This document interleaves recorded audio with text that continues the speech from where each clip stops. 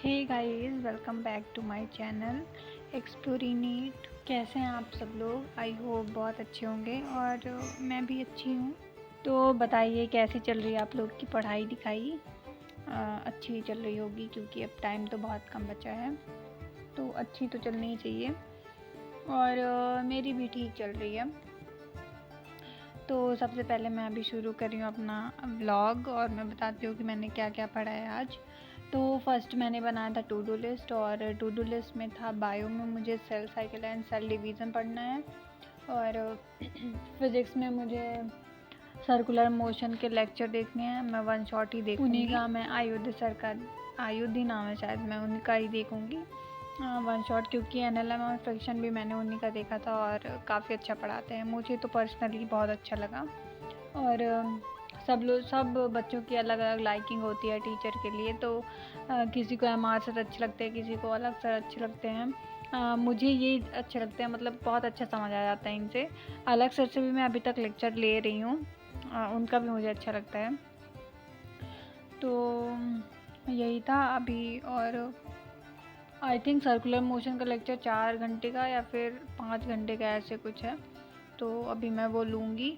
अभी बज रहे हैं 8 बज रहे हैं जब मैं वॉइस ओवर कर रही हूँ, और इसके बाद अभी मैं खाना खाने जाऊँगी जस्ट, फिर तुरंत आके मैं उनका लेक्चर लूँगी, जितना भी हो जाएगा 11-12 बजे तक।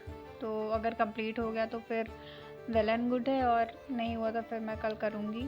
तो फिज़िक्स का यही था। और अभी केमिस्ट्री में मैं पढ़ रही हूँ हाइड्रोकार्बन, और मुझे यही पढ़ना था। फाइनली नया चैप्टर स्टार्ट हुआ केमिस्ट्री में, नहीं तो जीओसी पढ़ पढ़ के तो मेरा दिमाग ख़राब हो गया था। एक तो ऊपर से समझ नहीं आ रही थी और फिर बार बार पढ़ना भी पड़ रहा था उसको। तो अभी हाइड्रोकार्बन स्टार्ट हो गया है मेरे कोचिंग में भी, और अब मैं पढ़ना भी स्टार्ट कर दी हूँ, और मुझे ये चैप्टर अच्छे लगते हैं। रिएक्शन वाले चैप्टर मुझे अच्छे लगते हैं, बस मुझे उधर जीओसी और आइसोमेरिज्म ये वक्त नहीं पसंद है।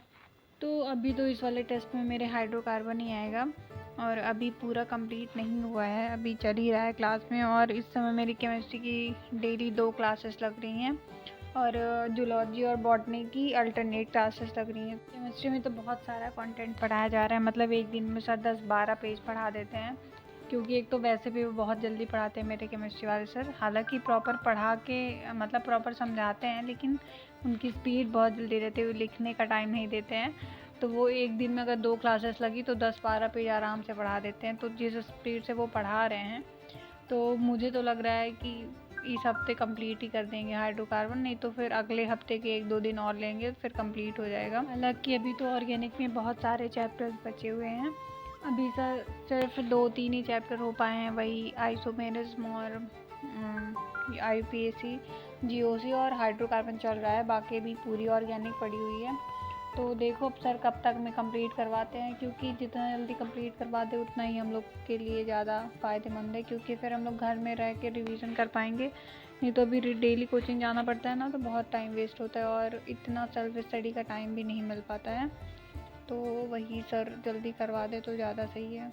और अभी बायो में तो मेरे यहाँ जूलॉजी में लोकोमोशन एंड मूवमेंट स्टार्ट हुआ है आज से।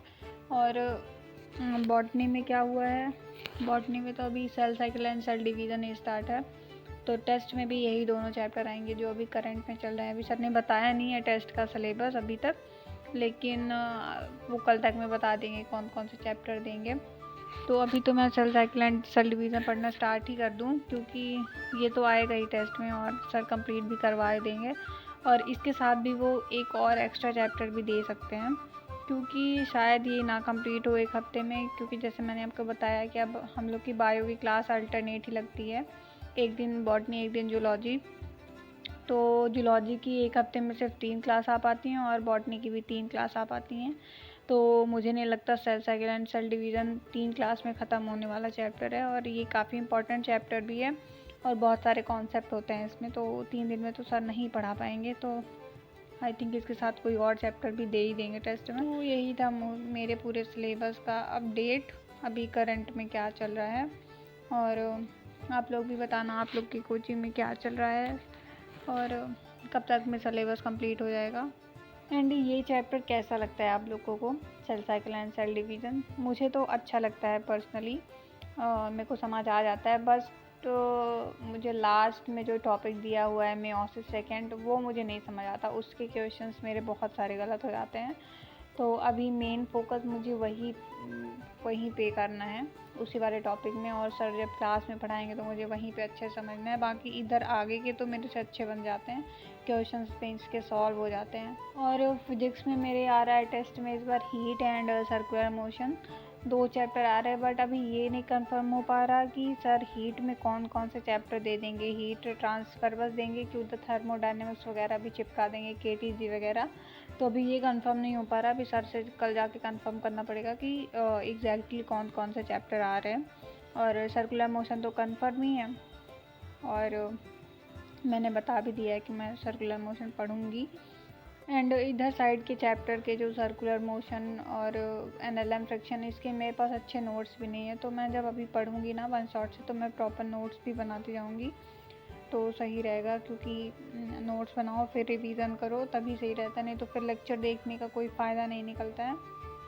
तो गाइज़ दैट्स इट, यही था आज का ब्लॉग। बताना आप लोगों को कैसा लगा, एंड अगर अच्छा लगा हो तो आप लोग को पता ही है क्या करना है, लाइक शेयर एंड सब्सक्राइब तो कर ही देना, और लाइक भी कर देना। So that's it guys, thanks for watching. जो लोग भी यहाँ तक देख रहे हो तो बहुत बहुत थैंक यू, और प्लीज़ ब्लॉग को पूरा वॉच किया करो। सो दैट्स इट गाइज़, अब मिलेंगे वेडनेसडे को, कल मैं ब्लॉग नहीं डालूँगी। सो बाय, टेक केयर।